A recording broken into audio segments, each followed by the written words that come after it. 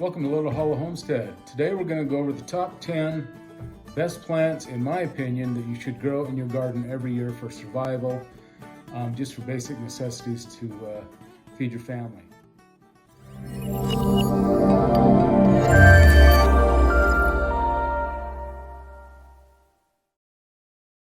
So let's get right into it. My number one choice is beans. Any variety of beans you grow, you can eat them green, fresh. You can dry them. In the case of pinto beans, lima beans, black beans, things like that, you dry them out. They store extremely well. High protein content, great all around yield for bang for your buck. One little bean stalk will give you a lot of return for your investment and your time in beans. So number one in my book is always grow beans. Grow a big variety of beans so that everyone in your family has a variety. So some people don't like lima beans, others do. Some people don't like green beans, some do. So grow a variety and fill your pantry, your root cellar, whatever you've got, mason jars with dried beans. They store an extremely long time. Great survival food. Number two, food that you should always grow in your garden for survival or just for variety is winter squash. Things like butternut squash, banana squash, acorn squash, spaghetti squash. Things that grow extremely well. Some of my favorites are more resistant to squash bugs, say like banana squash, butternut squash. They're a little more resistant than, say, your spaghetti squash and some of your other winter squash. But great bang for your buck. You get a lot of return. Second reason to grow winter squash, in my opinion, is you get to save seeds. You can continue to grow that same plant year after year after year. If things really go downhill quickly, you won't be able to get your seeds from a seed store anymore. You can always save seeds indefinitely and keep propagating, keep growing winter squash. So that's my number two. My number three crop to grow in a survival garden is potatoes. Potatoes come in a lot of different varieties. You can grow indeterminate, determinate potatoes, early potatoes, fingerling potatoes, and they all store fairly well depending on the variety you choose. Determinate potatoes means that when you plant the potato in your soil, it will grow on that horizontal line where you plant the seed potato. Indeterminate potatoes will kind of grow up through the soil. And so it depends on what grows best in your area, which to choose. But I always try to grow at least one variety that's very good at storage. You can get a lot of storage out of it. So in a survival situation, that is optimal. You want as much storage as you can for the food you produce. Another benefit to growing potatoes in your garden is you can always save seed potatoes for the next year. You just I never get the great big baking potatoes to save for next year, but kind of the medium sized. And you just clean them off with dirt as best you can, just with your hands. Wrap them in newspaper or something and keep them out of the sun. Keep them cool, and then when you're ready to go in the spring, you can open them up, expose them to the light, chit them, and get them ready to go into the ground for the next season. So seed saving is a great reason to grow potatoes, as well as they're nutrient dense and a lot of starch in them. In a survival situation, that's what you want, is a lot of starch, a lot of calories. So my number four is cucumbers. There's a lot of reasons why I would choose to grow cucumbers in my survival garden. Number one being they're full of water. They're mostly water. So in a survival situation, that's a positive. You always want to stay well hydrated. Another reason, they do have a lot of good vitamins in them, but they're very prolific. You can grow different varieties for slicing. And as far as storage goes, you can grow the pickling cucumbers and make pickles. And those store for years and years. I'm probably sure I've eaten 10-year-old pickles growing up at some point. So that is, another good reason for cucumbers is you can save the seeds. That are, again, just like potatoes, just like winter squash and beans. You can save those seeds and plant them next year. You don't rely on anybody else for your seeds, which is a big plus in a survival situation, in my opinion. Okay, number five, vegetable that I'd always grow in a survival garden. I'm going to kind of lump them together. It would be kale and Swiss chard, spinach, those kind of high nutrient dense leafy greens that you can grow. They're very prolific. They're also very cold hardy. In my climate, that's a big deal. If I'm growing something that can last me maybe into the end of October, into November, that's a big plus in my area. And then if you cover them or have a small greenhouse or something, you can grow them well into the winter and keep providing yourself with those fresh leafy greens that are very dense in nutrients, a lot of iron. You can look it up and find out the nutrients that are in kale, chard, spinach. It's a good choice. Number 6 are your brassicas: cabbage, broccoli, cauliflower, Brussels sprouts. Very nutrient dense. They store really well. I remember my dad as a boy, we'd grow rows of cabbage, and in the wintertime, when it was time to harvest the cabbage, he would dig a hole right next to the plant, cut the plant off, turn the head upside down and stick it back in the dirt. We'd have cabbage all winter long. Very simple storage solution. And I don't remember ever having any bad cabbage. Of course, you're going to lose, a few leaves on the outside, storing them that way the longer you go. But honestly, they store very well, very nutrient dense. The only problem for me is it would be very hard to grow these year after year. Saving seeds on these is pretty tedious and time consuming. Can be done, but that would be the only drawback for me to grow brassicas in my survival garden. Number 7 is beets, just any kind of beet. We like the red beets. We like them mostly for their greens. There again, it's kind of like spinach, very high in iron, nutrient dense food.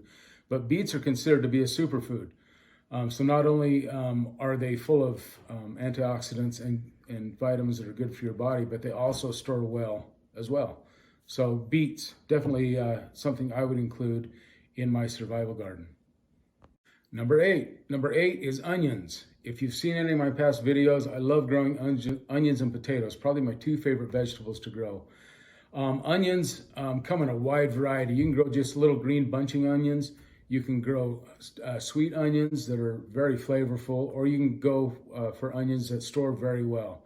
I like to kind of mix it up and get a good variety of different onions. Onions do have nutritional value, but the biggest reason I would put them in my survival garden list is number 1 for flavor, for seasoning. Where are you going to grow salt? If you run out of salt, you're out of salt. I don't know any places, even though I live in Utah and the Great Salt Lake is like 60 miles north of me. I guess I could go scrape some salt off the salt flats, but it doesn't sound very good. So for flavoring, I think onions would be definitely included in my survival garden. And there again, lots of different varieties. Number 9, could have been bunched right there with the onions at number 8, but I gave them their own category just because garlic is so good for you. Not only is it a great flavor enhancer, great to add to meals, to flavor food, to make things more palatable, but you can also take cloves of garlic and just roast them on a fire or in tin foil and just pop the cloves in your mouth. And they're very, very edible, very delicious. Eaten fresh, cooked over a fire or on your grill, great little treat.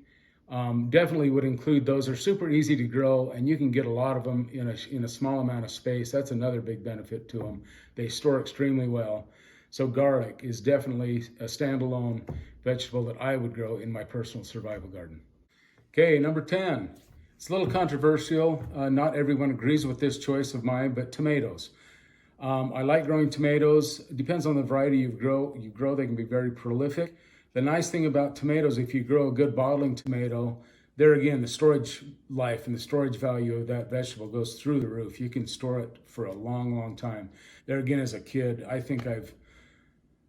don't think my mom ever bought canned tomatoes. We always bottled enough tomatoes to sustain our family throughout the year. So for that reason and that reason alone, that's why I've got them included on my list. The other thing is propagation. You can save the seeds of tomatoes and grow the same seed year after year, as long as you don't choose a hybrid variety. An heirloom variety, you can grow indefinitely, and it will provide you consistent tomatoes throughout its lifespan. So after going over my top 10 list, some other things that I kind of wanted to bring up. So in my yard, in my garden, wherever I've lived, and this is a philosophy my dad passed on to me, if you're going to grow a tree that provides food. Grow an apple tree, depending on your climate. You can grow apple trees, pear trees, apricot, whatever tree you want to have in your yard or your garden, make it fruit bearing. We even have, my dad is a big proponent of walnut trees. I've got 13 walnut trees I've got started down in the hollow. Hopefully, in 10, 15 years, we'll be able to start harvesting buckets and buckets of walnuts. Grew up spending my winters sitting over a bucket and shelling walnuts for my mom and putting them in freezer bags, and we'd have walnuts coming out our ears. So that's one thing. Another thing, berries, strawberries, blackberries, raspberries, any kind of berry you can think of. They tend to be very prolific, but for a short time. But that's also something good if you're in a survival situation. That's going to be like candy. When you've got some berries to eat, some fresh berries, going to be very well welcomed. Although in a survival situation, taste is probably not as important as it would be just in regular everyday living. But it's something to consider. If you've got the space to do it, I would do it. So as I've thought over my gardening experiences over my life, and I kind of got this mindset of, well, what would I grow if it hit the fan and I needed to survive off what I grew? And I started to go through the things I've grown over the years, and I came up with this list. The criteria I use really to go over my list, the criteria that's important to me is ease of growing, days to maturity, the bang for your buck, how much fruit you're going to get from one plant, and is it just going to be one harvest or is it going to be continual through the summer? That was a big deciding factor for me. Nutrition, obviously you want to fill your body with the best nutrition you can in a survival situation. And then the biggest thing too is storage. Storage, if you could store everything through the winter and not have to go to the grocery store to buy vegetables, that would be an optimal, that'd be a good world to live in. So anyway, that was the criteria I used. A lot of people probably don't agree with me. As I was just kind of looking online and stuff and seeing what other people had for their ideas, a lot of people had sweet potatoes. If I could grow sweet potatoes in my climate, I'd probably do it, but I can't grow them here. So if you live in a climate where you can grow sweet potatoes, I would definitely put that in your list somewhere too. From what I've read, that's a very good, easy plant to grow. I think you can eat the leaves as well as the fruit itself at the end of the season. So there you go. That's the top 10 survival vegetables to grow in your garden according to Little Hollow Homestead. Hopefully you've tried some of these vegetables and grown them with success. There again, if you're successful growing something, you can grow tons of it. By all means, grow it. Zucchini is one that I left off there. The only reason I left zucchini off the list, it fits some of my criteria. It's prolific as heck. I mean, everybody knows you can grow tons of zucchini. And you can save the seeds and grow them year after year after year. But the biggest reason for me is squash bugs. I've got a big squash bug problem here, and it's hard for me to grow zucchini successfully every single year. But I always grow it, and I think that would be my number 11 in my top 10 list. So consider zucchini as well, one that's, as I've been thinking about my choices and my process to get to this top 10 list. Zucchini kept popping up and I kept pushing it back down, but let's slide it in there at number 11. So there you go. As you consider what to plant in your garden, hopefully this was a little bit of a help for you. I'm going to grow all these again next year. I do it every year, every one of these vegetables, and enjoy growing it. Sometimes it's successful, sometimes we have failure, but we keep on planting. So until next time, this is Chuck from Little Hollow Homestead.